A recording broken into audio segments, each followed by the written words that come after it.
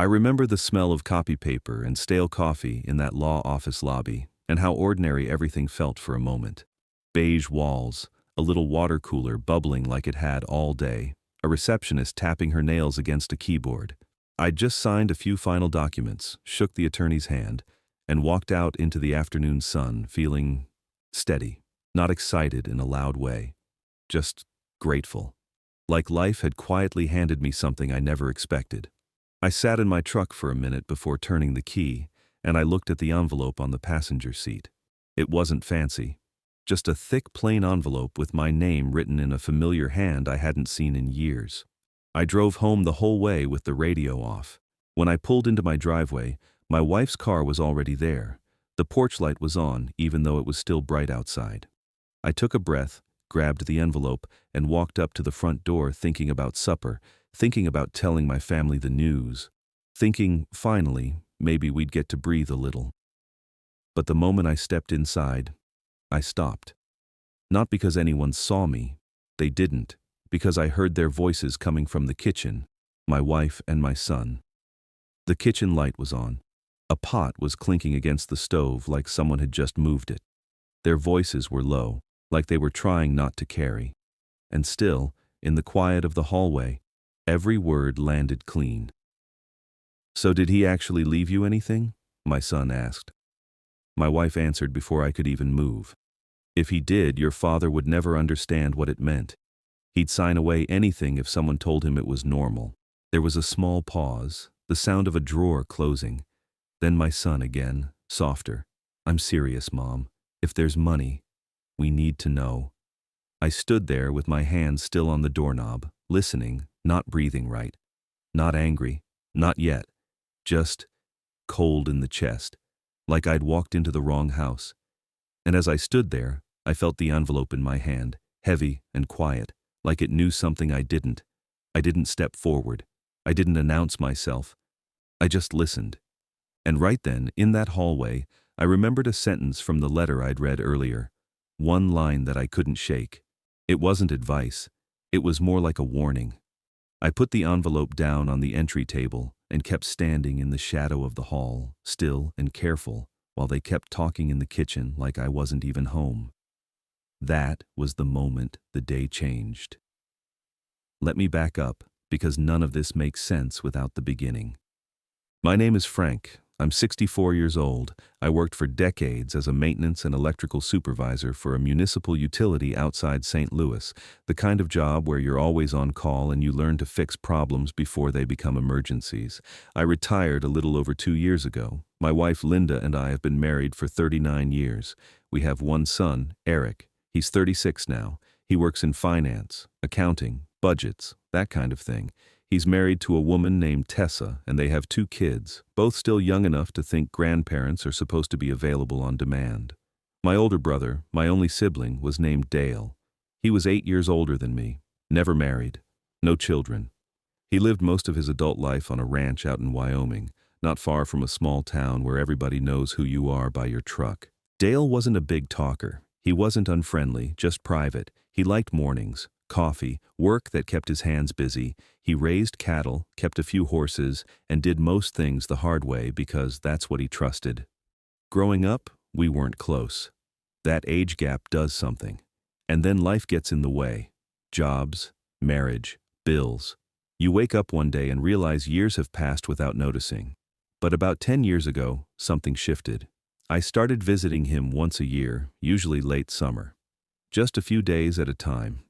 We'd sit on his porch in the evenings watching the light move across the grass. We'd fish in the mornings. Sometimes we'd ride out to check fence line, not talking much.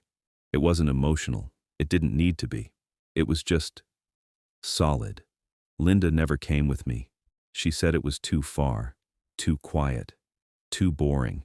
She'd wrinkle her nose at the idea of dust and nothing to do. She'd wave me off like it was a hobby I was picking up too late in life. I didn't fight her on it, I just went. Looking back, I can see things my brother probably noticed, things I didn't want to name while I was still living inside them. 3 months ago, Dale died of a heart attack. He was 72. The funeral was small, ranch hands, a few neighbors. a pastor who seemed to know Dale more by reputation than conversation. The wind was sharp that day, the kind that dries your eyes before tears can even form. My wife didn't come.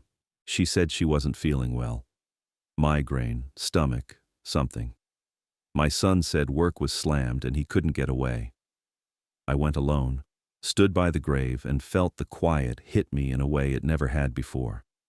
After that, I didn't expect anything. Dale lived simple. The ranch mattered to him, yes, but I assumed he'd leave it to the man who'd helped him run it. Cal, the ranch manager who'd been there forever. Or maybe to some local charity.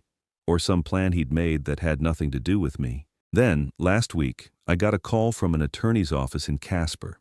A woman with a steady voice introduced herself and said she handled my brother's estate.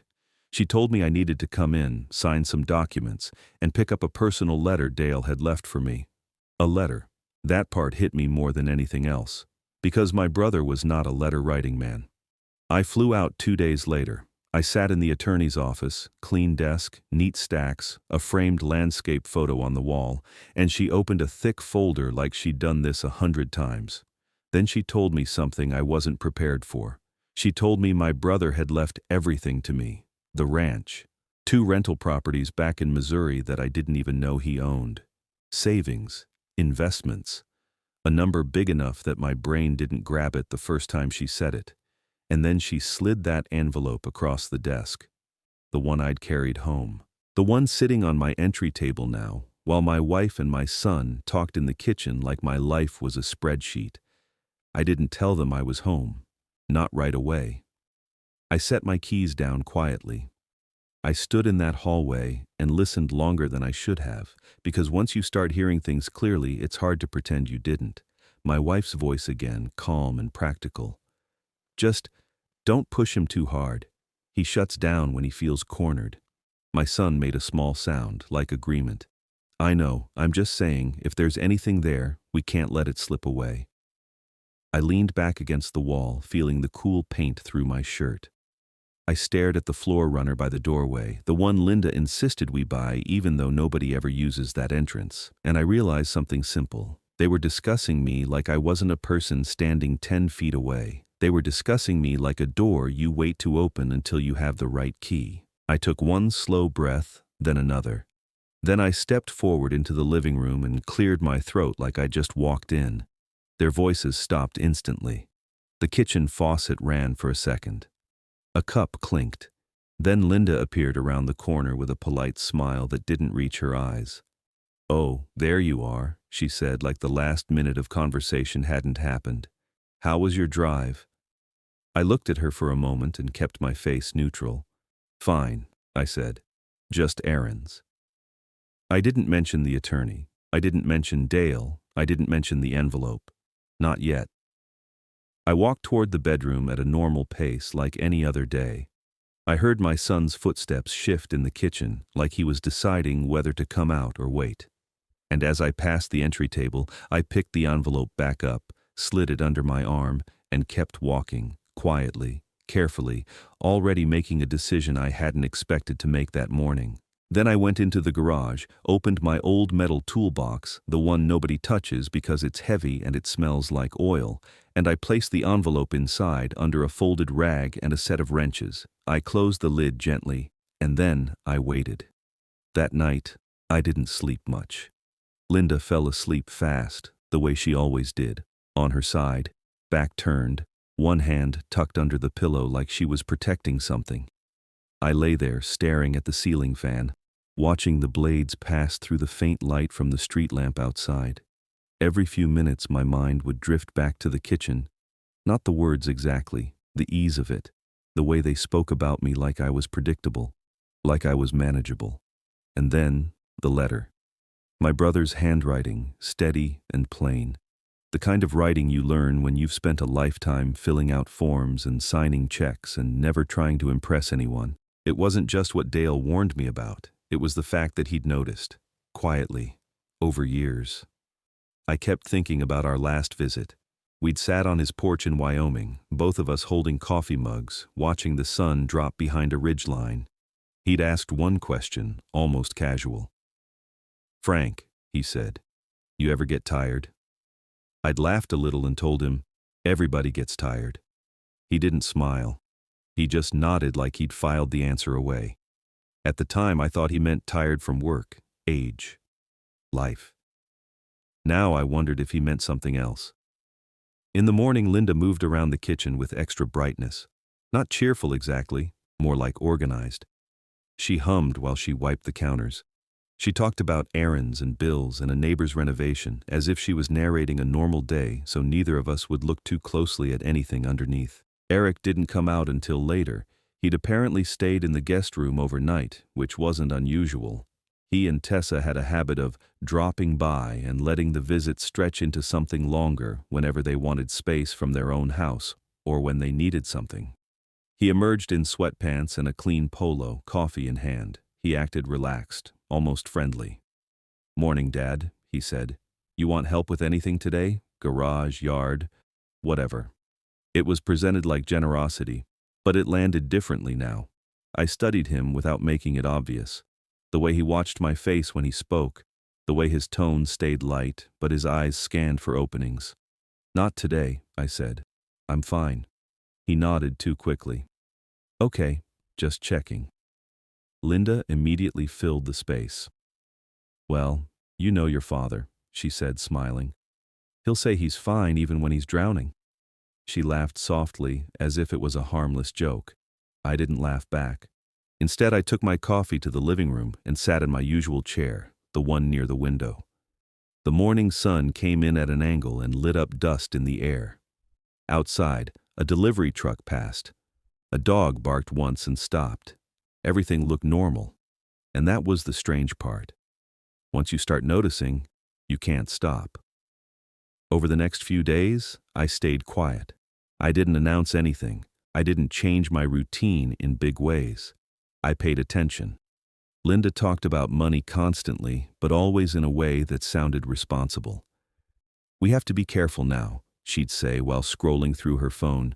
"Retirement isn't what people think. You can't just coast." But then she'd book another salon appointment, another lunch, another little home upgrade, throw pillows, decorative lamps, something to freshen up the space. Things that were never expensive enough to fight about, but frequent enough that they added up like water dripping into a bucket. She also started making these small comments that I used to wave off. Not insults exactly, more like erosion. "You know Frank. He doesn't understand the financial side. Frank gets overwhelmed. It's not his fault. Frank forgets things. He's always been like that."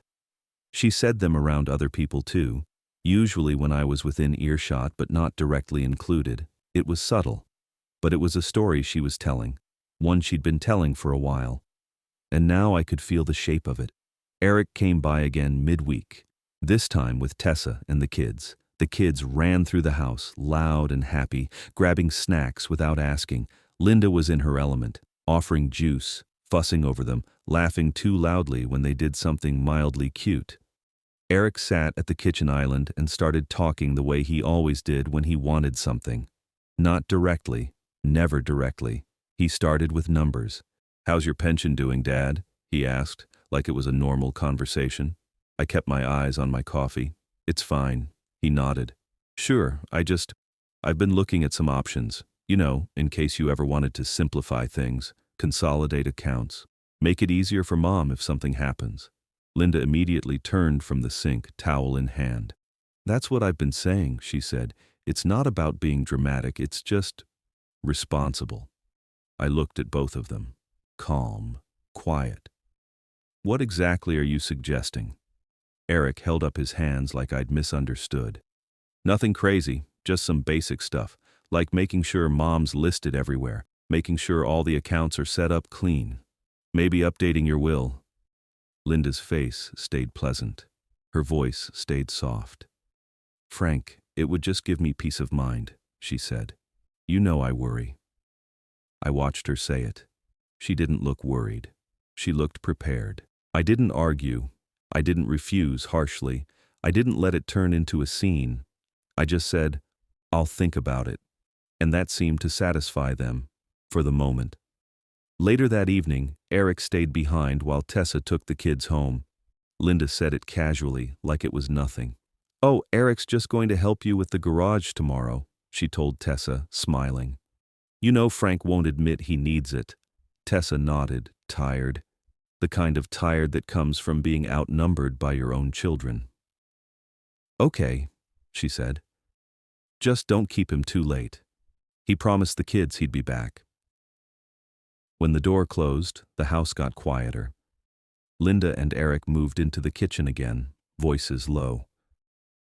I was in the living room, sitting in my chair with the TV on low volume, pretending to watch a weather report. My body stayed still, but my attention moved. I let the sound of the television cover the fact that I stood up and walked toward the hallway, slow and careful. I didn't press my ear to the wall. I didn't do anything dramatic. I just stood near the doorway where the sound carried, like it always does in older houses. Eric spoke first. "He's not saying much," he said. "That's weird." Linda made a small sound like irritation. "He's been acting watchful," she said. "I don't like it." Eric paused. "Did he say anything about your brother?" he asked. And that stopped me in a way I couldn't control. "My brother, Dale." Linda's voice lowered more. "He told me it was basically nothing," she said. "That the ranch went to that manager guy and the rest to charity." Eric let out a breath, like disappointment. "That doesn't make sense," he said. "Uncle Dale didn't even like charities. He barely liked people." Linda said something sharp under her breath, then added, "I know. That's why I think your father doesn't understand what he signed. Or he's not telling us everything." Eric's tone changed.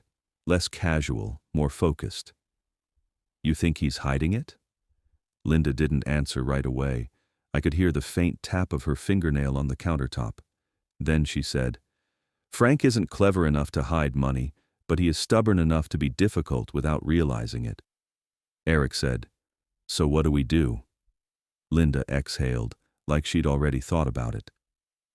"We keep it calm," she said. "We don't spook him." There was a pause. I heard the refrigerator door open, then close. Eric spoke again, quieter. "What about getting him evaluated?" Linda didn't respond immediately. "What do you mean?" she asked, but her voice wasn't confused. It was cautious, like she wanted him to say it clearly. Eric said, "You know, if he's forgetful, if he's distracted, if you tell a doctor he's having issues, sometimes they take it seriously." Linda's tone tightened. "Frank isn't sick," she said. Eric replied, "He doesn't have to be. That's my point." I felt my stomach turn, not from panic, but from the calmness of it. Like this wasn't cruel to them, like it was planning. Linda finally spoke. "I don't want to do anything extreme," she said, but the words were careful. Not a refusal. A negotiation. Eric answered, "It's not extreme. It's protection. If he's sitting on something and we miss the chance," Linda cut in. "Don't say it like that." Eric lowered his voice further. "Then get him to update his will," he said. "Just make sure it's clean, everything to you. Then later, you can decide what to do with it, but you have to be the one in control." My hands felt cold, not shaking, just cold. I stepped back into the living room and sat down again, the way I'd been sitting before. The TV kept talking about a cold front moving in from the northwest. The announcer smiled as if weather was the only thing that could change your life. A few minutes later, Linda and Eric came out of the kitchen together. Their faces were normal. Eric smiled at me like nothing had happened. "Hey, Dad," he said, cheerful. "Tomorrow still good for the garage?" I looked at him, then at Linda, and I realized something else. They weren't afraid of being overheard, because they didn't think I was paying attention, because they didn't think I was capable. I nodded once. "Sure," I said. "Tomorrow." That night, after everyone went to bed, I went into the garage. I opened my old toolbox and lifted the rag where I'd placed the envelope. I took it out and held it under the overhead light. Then I did something I hadn't done in years. I made a list. Not a dramatic list, not a revenge list, a practical list. The kind I used to make at work when a storm was coming and you needed to prepare before the outages started. I wrote, "Don't tell them anything. Keep everything separate. Get legal advice. Document what I hear." I stared at the list for a long time. Then I folded it and tucked it into the same envelope, right behind my brother's letter, as if the two pieces of paper belonged together. I closed the toolbox again. And then I waited for morning. The next morning, Eric arrived early. Too early for a simple garage clean-out. I heard his car door close while I was still rinsing my mug in the sink. Linda was already dressed, hair done, wearing earrings like it was an appointment day, not a Saturday at home. She moved through the kitchen with purpose, setting out plates and cutting fruit as if breakfast was part of a plan. Eric walked in with a grin and a bag of pastries. "Morning," he said. "Thought I'd bring something." Linda lit up immediately. "Oh good, I'm starving." They sat at the table like a little team, talking about the kids, Tessa's schedule, some neighbor's new SUV. Normal things, soft things. And I sat with them, calm, taking small bites, answering when asked. I didn't challenge anything. I didn't have to, because the decision had already been made in the garage the night before. After breakfast, Eric stood up and stretched, playing the part. "All right," he said. "Let's knock out that garage." I nodded and led the way. The garage smelled like cardboard and lawn fertilizer, with a faint metallic scent from the old tools. Sunlight came through the small window over the workbench and made everything look dustier than it was. Eric opened a box and started pulling things out with the energy of someone trying to be helpful, but his eyes kept drifting toward my cabinets, my shelves, the filing drawer where I kept old home paperwork. "Dad," he said casually, "where do you keep the important stuff? Like insurance papers, titles, that kind of thing." I didn't look up from the box I was sorting. "In the house," I said. "In the safe?" he asked. Linda's voice came from the doorway. She hadn't been out there a minute earlier. "Frank doesn't use the safe," she said with a laugh. "He thinks he'll remember where everything is." Eric smiled like it was cute. I said evenly, "I know where everything is." Linda walked closer and looked around as if she was inspecting the space. "You know," she said, "it wouldn't hurt to organize your documents too while we're doing all this. It's just smart.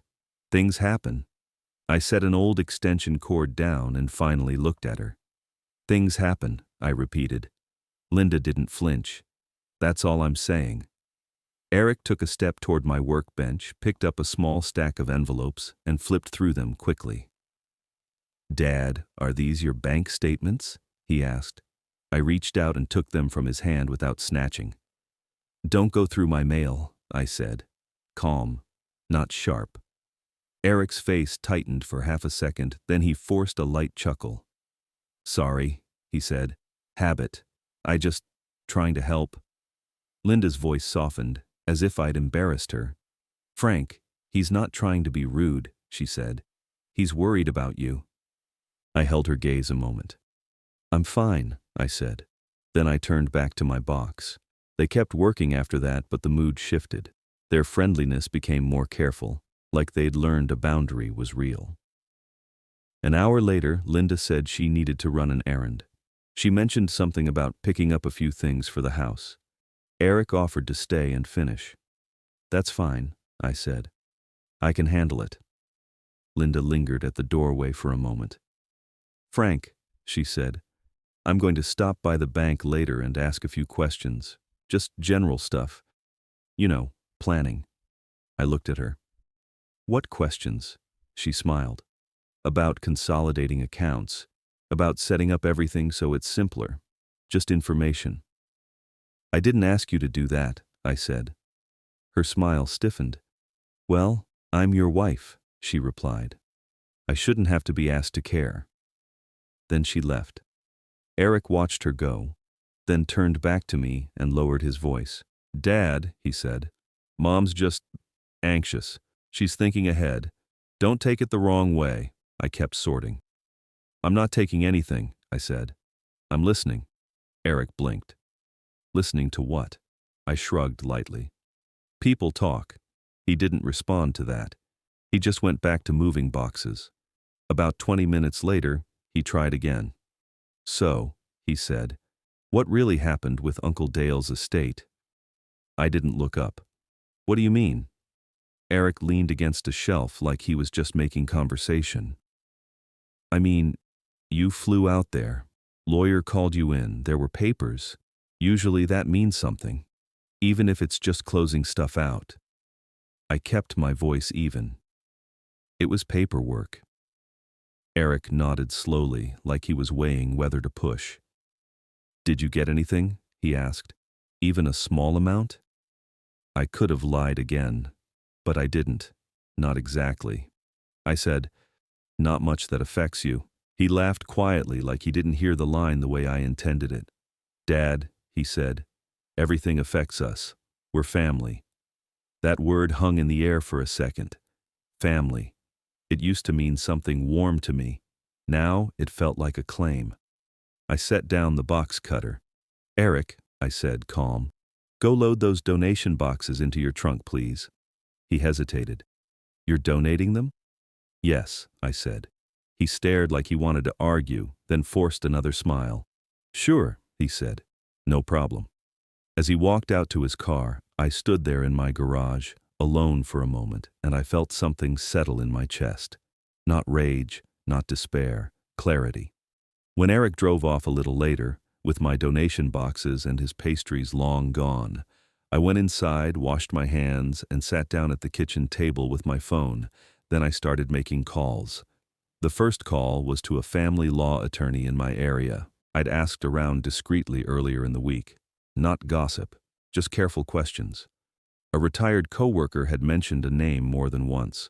A lawyer known for being thorough, quiet, no theatrics. His name was Martin Greer. His receptionist offered me an appointment the following Monday morning. I took it. The second call was to the estate attorney back in Wyoming, the woman who'd handled Dale's paperwork. Her name was Susan Mallory. She answered on the second ring and recognized my voice. Mr. Carter, she said, is everything all right? I didn't dress it up. Susan, I said, I need advice. If I decide to divorce my wife, how do I protect what my brother left me? There was a pause on the line, just long enough to feel her shift into professional mode. You're in Missouri, she said carefully. Family law varies, but generally, inheritance is separate property as long as you keep it separate. No commingling, no joint accounts, no putting your spouse's name on inherited assets. Don't use the inherited funds to pay joint debts without documentation. I listened and wrote it down. Then I asked, what about timing? She said, timing matters in two ways. One, when the inheritance was received. Two, what you do after. If you keep it clean and separate, your position is stronger. I thanked her. Before we hung up, she added something in a softer voice. Your brother was very clear, she said. He wanted you protected. He wanted you to have options. I didn't respond with emotion. I just said, I understand. After I hung up, I sat there for a while without moving. The refrigerator hummed. A car passed outside.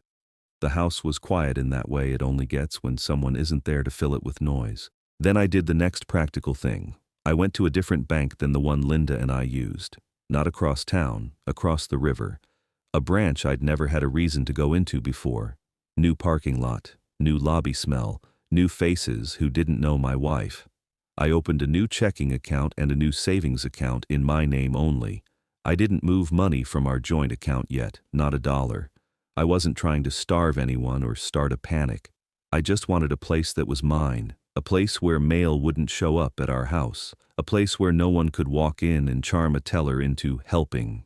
I asked for online-only statements. I asked for a debit card sent to a P.O. box. Then I opened that P.O. box. It was a simple metal door in a row of simple metal doors at the post office. Nothing special, but when I held that little key in my palm, I felt something shift again. It wasn't power in a dramatic sense. It was privacy. And privacy, I was learning, is the beginning of safety. That evening, Linda came home with shopping bags. She was in a good mood, talking about a friend she'd run into, laughing like the day had been normal. Eric didn't mention the garage. He didn't call. During dinner, Linda brought up something lightly, as if she hadn't planned it. I stopped by the bank, she said, spearing a piece of chicken, just to ask a few questions. You know what they told me? You really should update your will. It's been years. I looked at her and chewed slowly. What did you ask them exactly? Linda blinked, then smiled. Oh, just general questions. Frank, don't get defensive. I'm not defensive, I said. I'm curious. She set her fork down gently, like she was trying to look patient. It's just planning, she said. You've been forgetful lately. There it was again. A line placed carefully. I nodded once. Maybe, I said. Linda's shoulders relaxed, like she'd won something. Then she stood up to get dessert. As she moved around the kitchen, her phone buzzed on the counter. She glanced at it, then turned it face down quickly. Too quickly. I didn't ask. I didn't reach for it. I just watched.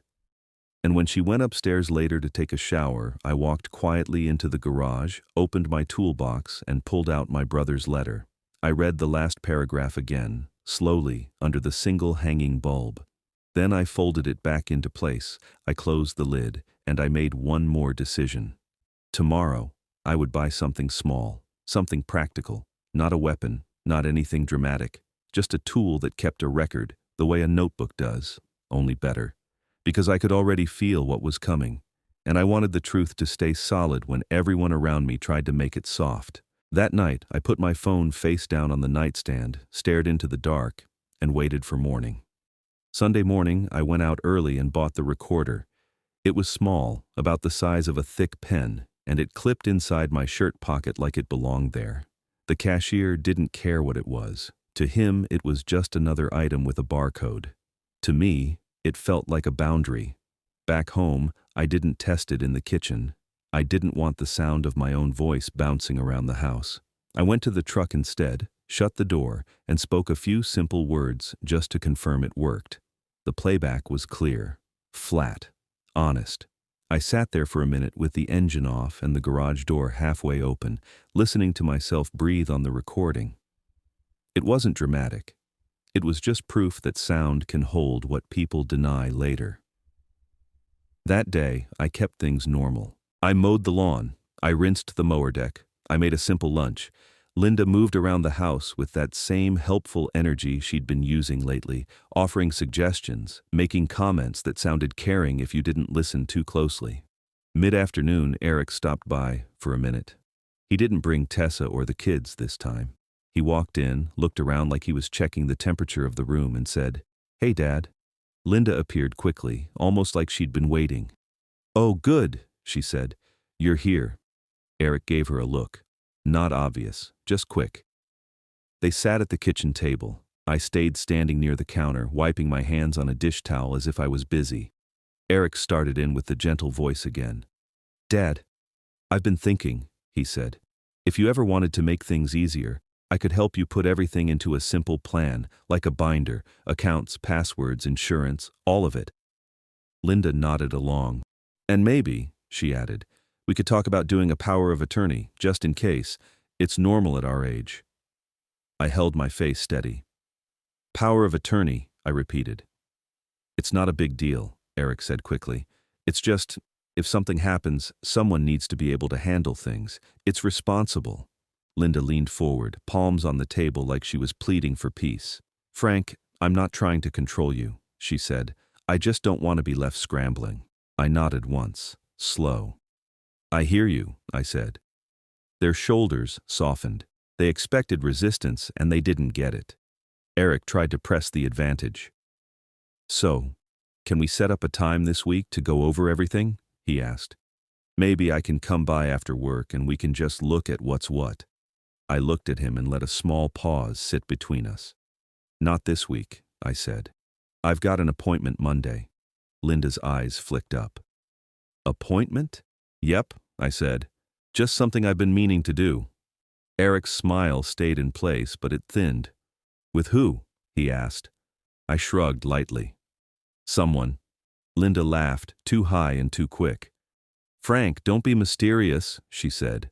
"It makes me nervous." I didn't argue. I didn't correct her. I just let her sit with her own nerves. Eric glanced at Linda again, then stood up. "All right," he said, forced casual. "Just keep me in the loop, okay?" "I'll handle my own loop," I said quietly. He blinked like he wasn't sure he'd heard me right.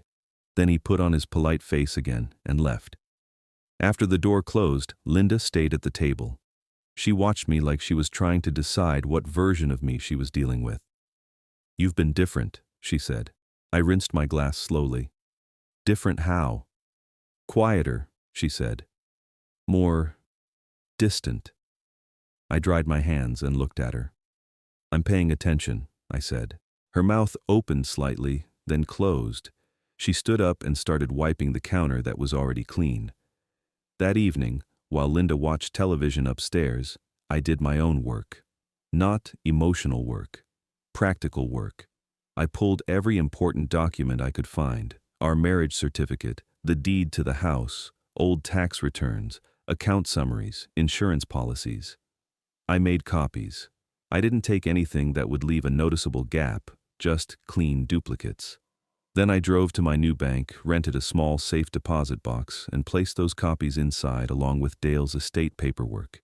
I kept the key on my own key ring, not in the usual bowl by the door. When I got back home, I sat at the kitchen table and wrote my plan again, but clearer, cleaner. Step 1, keep the inheritance separate. Step 2, don't announce anything. Step 3, get legal guidance, then move in order. Step 4, record facts, not feelings. Step 5, don't debate, confirm. It wasn't a speech. It was instructions, the same way you'd write them before a dangerous job, so you don't improvise when your nerves try to take over. Monday morning came fast. Linda was already up when I came downstairs. She had coffee made. She acted warm. "Where are you headed?" she asked, light voice. "Out," I said. She smiled and tried again. "Doctor?" I took a sip of coffee. "No," I said. She watched me for a second, then said, "Okay, be safe." On the way out, I clipped the recorder into my shirt pocket, not because I wanted to catch a dramatic moment, because I didn't trust the calm anymore. I drove across town to Martin Greer's office and parked a block away, not right in front. Old habit from work. When you're serious, you don't advertise it. I sat in the truck for a moment with my hands on the steering wheel. The building was plain brick, nothing fancy, just a small law office with neat blinds in the windows. I took one steady breath, then another. I checked that my folder was in the passenger seat. I checked that the recorder was running, even though I wasn't sure I'd need it. Then I turned it off. This part didn't need to be recorded. This part needed to be handled cleanly. I got out of the truck and walked toward the door without rushing, feeling the weight of the folder under my arm, feeling something else too, quiet and firm. When I reached for the handle, I didn't hesitate. Then I stepped inside. Martin Greer's office was quiet in a way I respected. No loud decor, no fake smiles, just a receptionist who looked up, confirmed my name, and handed me a clipboard without small talk. Martin met me himself a few minutes later. Late 50s maybe, trim suit, calm eyes, the kind of man who didn't waste words. We sat in a small conference room with a glass of water between us and a legal pad in front of him. He didn't ask me how I felt. He asked, "What happened?" In order. So I told him. The trip, the letter, the conversations in my kitchen, the push for power of attorney, the talk about doctors and evaluations. I didn't dramatize it. I didn't have to. The facts sat there on their own. Martin listened, nodding once in a while. When I finished, he asked 2 simple questions. "Have you told your wife about the inheritance?" "No." "Have you mixed any of it into joint accounts?" "No." He nodded again. Then he said, "Good. We keep it that way." He explained what mattered and what didn't. In Missouri, inheritance could stay separate if I treated it like separate property. No shared titles, no joint accounts, no paying joint debts with it casually. If I wanted to use any inherited funds for something marital, I documented it and understood what I was doing. He spoke like a man giving instructions for a job site, clear, clean, and practical. Then he leaned back slightly and said, "What do you want?" I didn't answer immediately. I looked at the edge of the table, at the faint scratches in the wood, at the place where somebody had sat before me and made a different decision. "I want peace," I said. "And I want this handled with rules, not guilt." Martin nodded. "Then we move in steps," he said. "Step 1. Protect your separate property. Step 2. Don't argue in the house. Step 3. Serve papers cleanly in daylight with witnesses if needed. Step 4. Don't explain yourself beyond what's necessary. I liked that. Steps, rules. Before I left, he had me sign a retainer agreement. He scheduled a second meeting for later that week to finalize the filing. He also told me, gently but plainly, if she tries to build a narrative that you're declining or confused, we get ahead of it. We document. We stay calm. I walked out of his office feeling steady. Not happy, not sad, just steady. Over the next 10 days, I did exactly what he told me. I kept the inheritance separate. I kept my mouth shut. I lived my normal routine, and I listened. I didn't record everything. I didn't go hunting for trouble. I just let them talk the way they already talked when they thought I wasn't paying attention. And they did. One evening, I heard Linda tell Eric, "He's been forgetful. It's getting worse." Another time, I heard Eric say, "If you can get him to sign something, you'll be protected. Just keep it calm." Linda's tone would soften when she replied, like she was trying to sound reasonable even while she was planning. "It has to look natural," she said once. "If he panics, he'll dig in." I'd stand in the hallway with my hands in my pockets, listening to my own home being used like a conference room.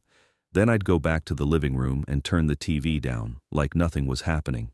The last piece was timing. Martin didn't want me doing it in the middle of a workday with people coming and going. He wanted it quiet, controlled, no audience, no rushed emotions. So I picked a Saturday morning. Linda would be home. Eric had already told us he was coming over to help again. Garage, paperwork, whatever excuse fit. The night before, I set everything up the way I set up things at work when something needed to go right. I placed copies of key documents in a folder. The estate summary, the letter from Dale, and the divorce petition Martin had prepared. I charged my phone. I laid my truck keys by the back door, not the front. I booked one night at a simple hotel 15 minutes away. No drama, just a place to sleep. Then I went to bed and slept better than I had in weeks. Saturday morning, Linda was in the kitchen making eggs. The smell of butter and coffee filled the room. The radio was on low, some weekend talk show. It felt almost normal. That was the strange part, how normal a turning point can look. I walked in, sat at the table, and waited until she noticed me. She turned with the spatula in her hand. "Morning," she said. "You want toast?" "No," I said. "I need to tell you something." Her expression shifted into alert politeness. "What is it?" I kept my voice even. "I lied about Dale's estate." Linda blinked, just once. Then she set the spatula down carefully. "What do you mean you lied?" I took a breath. Dale didn't leave the ranch to his manager and the rest to charity. He left everything to me. Linda's face moved through a few quick changes. Surprise, then calculation, then a smile that tried to land like warmth. "Oh," she said softly. "Frank, why didn't you tell me?" "Because he warned me not to," I said. Her smile faltered. "Warned you about what?" I placed the folder on the table but didn't open it yet. "He left me a letter," I said. "He said money doesn't change people. It shows you who they already are. He told me to watch and listen for a few days before I told anyone." Linda's eyes narrowed slightly. "That's ridiculous. Dale barely knew me." "He knew enough," I said. She straightened her shoulders. "Frank, you're being unfair." I reached into my shirt pocket and set the small recorder on the table between us, like a pen placed down before signing something. Linda stared at it. The color drained from her face in a slow, noticeable way. "What is that?" she asked, but she already knew. I didn't raise my voice. "It's a recording," I said. "I've been recording the conversations you've had with Eric when you thought I wasn't around." Her mouth opened, then closed. She swallowed. "Frank, you can't." "I can," I said, and I did. I pressed play. At first, it was just the faint hum of the kitchen in the background, then Linda's own voice came through, clear and flat. "He's not clever enough to hide money." I watched her face while she listened to herself. I didn't enjoy it. I didn't gloat. I just watched. the way you watch a gauge on a machine, because pretending it isn't happening doesn't stop it from being true. I tapped the button and skipped ahead. Eric's voice. If you tell a doctor he's getting confused, they'll take it seriously. Linda's hand moved to the edge of the counter like she needed to hold something. I stopped the audio and looked at her. You were planning to use a doctor, I said calmly. To take control of my finances. Linda's eyes flashed. You're twisting everything. I'm not twisting anything, I said. I'm playing it back. Just then, the front door opened. Eric walked in, calling out like it was another normal visit. Hey, morning. He stepped into the kitchen, saw Linda's face, saw the recorder on the table, and stopped. What's going on? He asked. Linda turned toward him fast. Your father is acting unstable, she said. He's talking nonsense. I didn't react to that word. Unstable. I just opened the folder and slid an envelope across the table toward Linda. These are divorce papers, I said. They'll be filed on Monday. Eric's face went tight. Dad, what are you doing? I looked at him, steady. I'm handling it, I said. Linda's voice rose, not into a shout, but into panic. After 39 years, you're going to throw away our marriage over a recording? I kept my tone level. I'm not throwing anything away, I said. I'm stepping out of something that isn't honest. Eric took a step toward the table, eyes locked on the folder.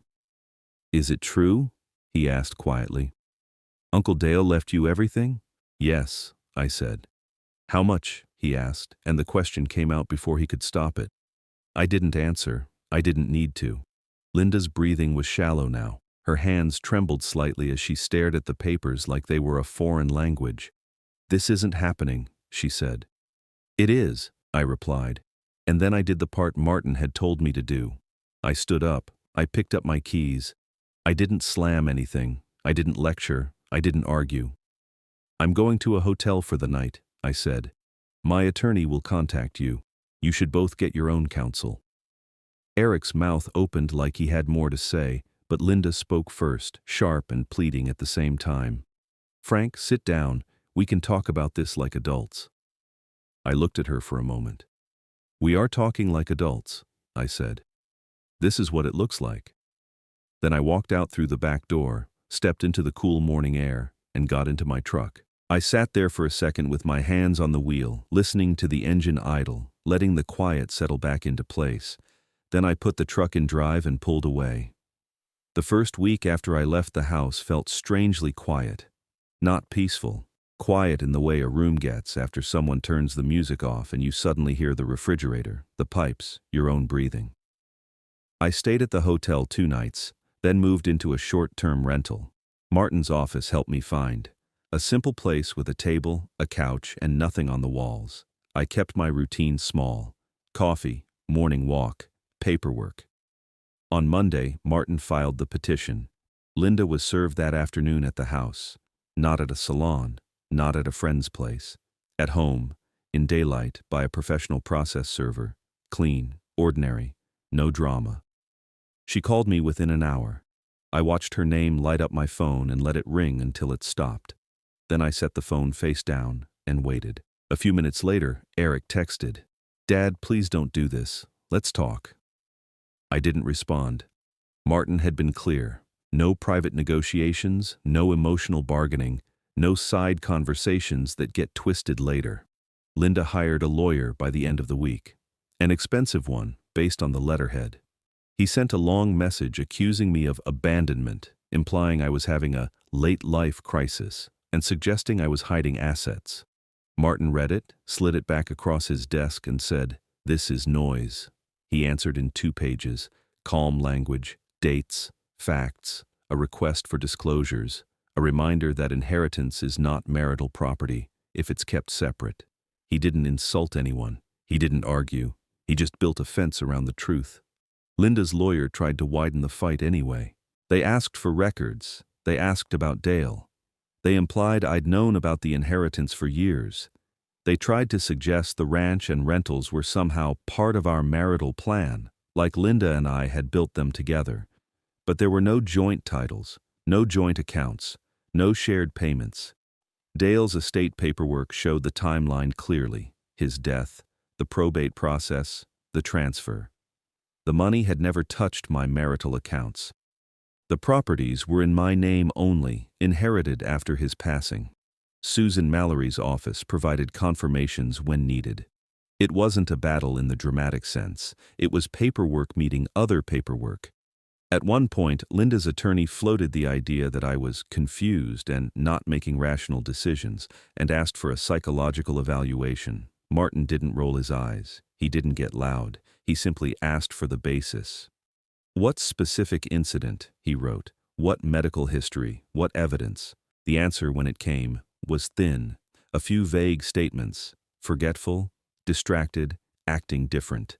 Martin responded with something simple. I had managed my finances for decades, filed taxes reliably, maintained stable accounts, traveled independently to handle an estate, and retained counsel appropriately. That didn't look like incapacity. It looked like a person making an organized decision. Linda didn't like that. She tried a different approach. She started leaving voicemails that sounded gentle, like she was trying to rewrite the last month into something smaller. Frank, I'm worried about you. Frank, you're being influenced. Frank, you're misunderstanding everything. Then, when those didn't work, she shifted. You're going to regret this. You can't do this to me after all I've done. I saved every voicemail and forwarded them to Martin, not as weapons, as a record. Eric stayed quiet for the first few weeks. Then he tried to contact me directly again. He showed up at my rental one evening, standing on the sidewalk like he had a right to be there. I didn't invite him in. I stepped outside, closed the door behind me, and kept my voice steady. What do you want? I asked. He looked tired, not remorseful, tired. Dad, he said. Mom's scared. She thinks you're cutting us out. I'm not cutting you out, I said. I'm stepping away from control. He swallowed, then tried to sound reasonable. Okay, but you don't have to make it permanent. You could just separate. Give it time. I shook my head once. This is time, I said. This is the result of time. He tried again, softer. Is the inheritance really that big? I looked at him, calm. You're asking the same question, I said. In a different voice. His face tightened. That's not fair. It's accurate, I said. He stared at the ground, then said something that confirmed everything without realizing it. If you're doing this, he said, at least make sure Mom's okay. I nodded. The court will handle what's fair. He stepped closer, frustration rising.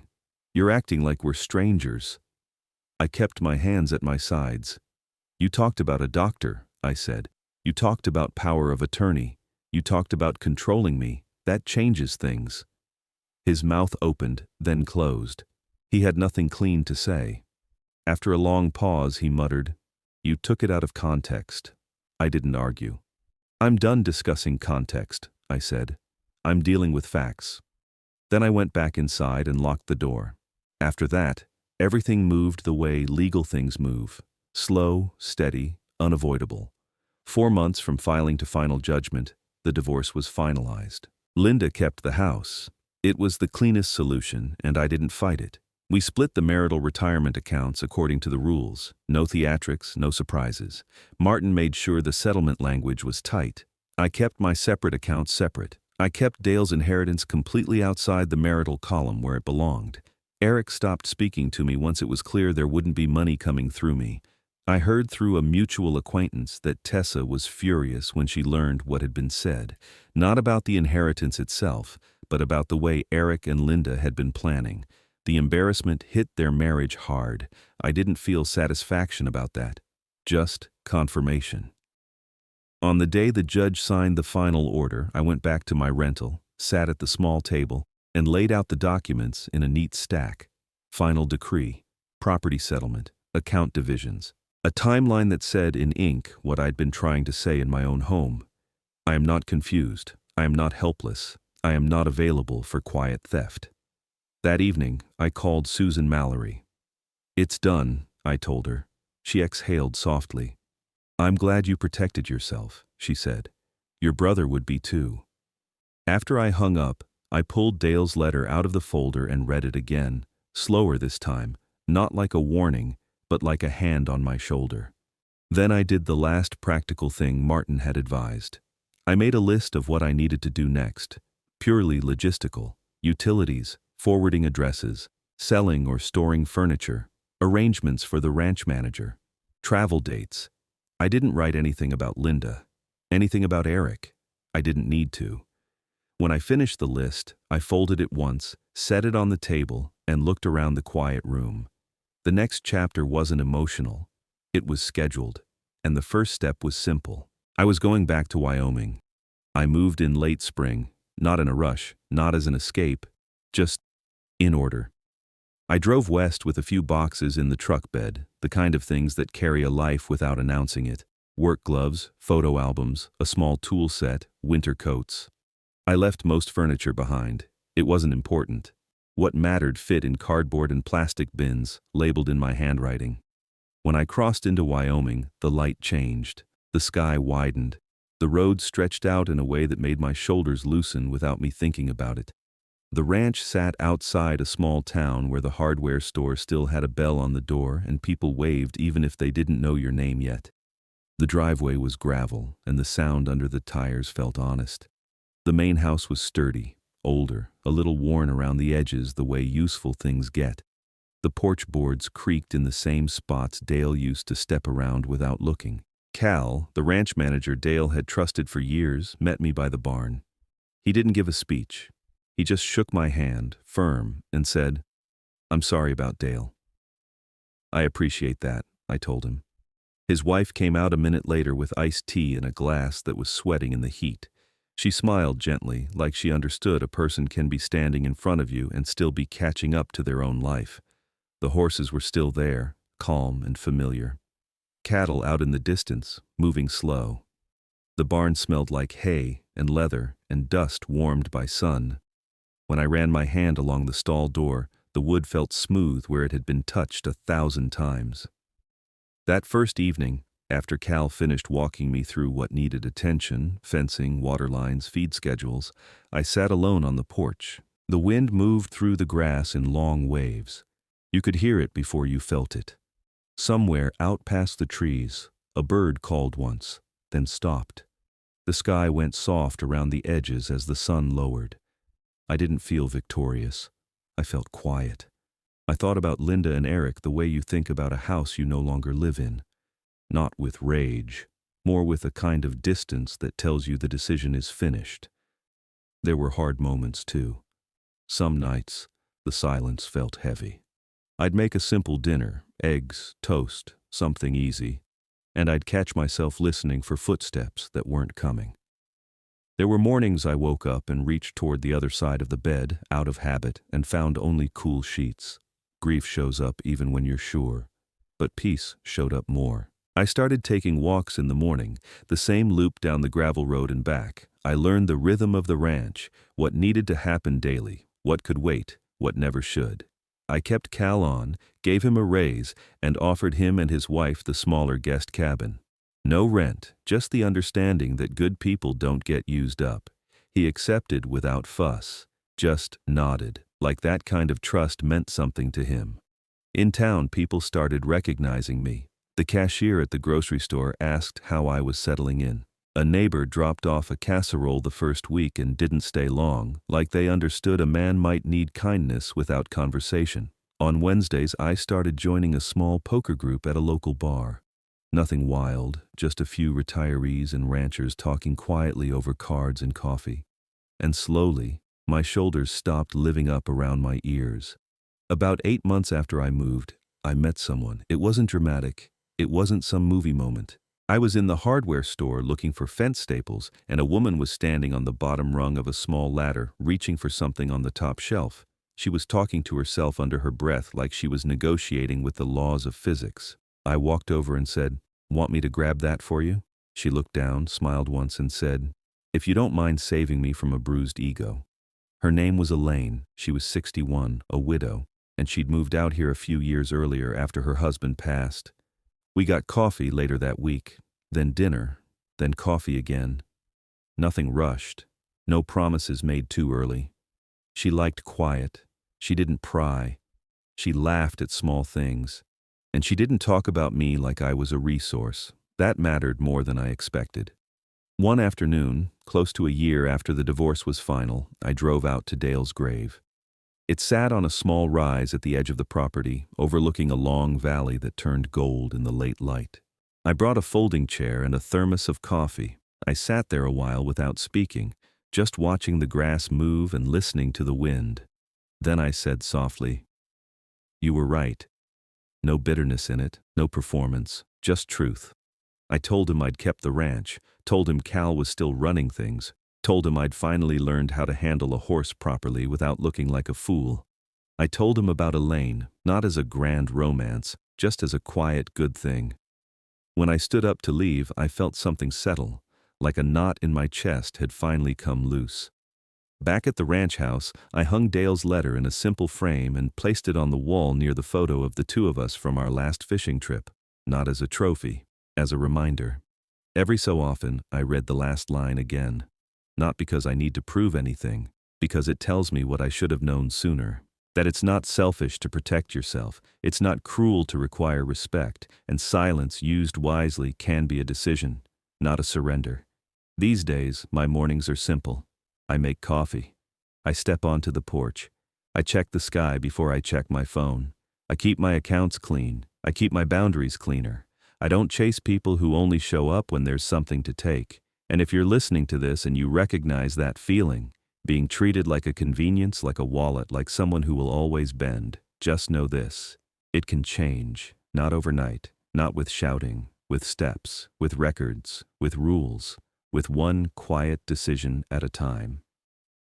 I've heard from other folks in town too, people who stayed too long in marriages that turned into management, people whose kids started talking more like planners than family. One man I met at poker night said, "It's like they're waiting for you to become paperwork." He wasn't joking. I think there are more stories like that than we admit. If you want, I'll share another one soon. Someone else I met out here who had to rebuild their life late, and did it calmly, without drama, just by finally choosing themselves. And if this story resonated with you, I'd appreciate it if you'd like the video and subscribe. It helps the channel, and it helps more people find a place to feel understood. Drop a comment too. Tell me what city you're watching from, and what time it is where you are right now. And stick around, because two of my most popular stories are going to appear on the screen next.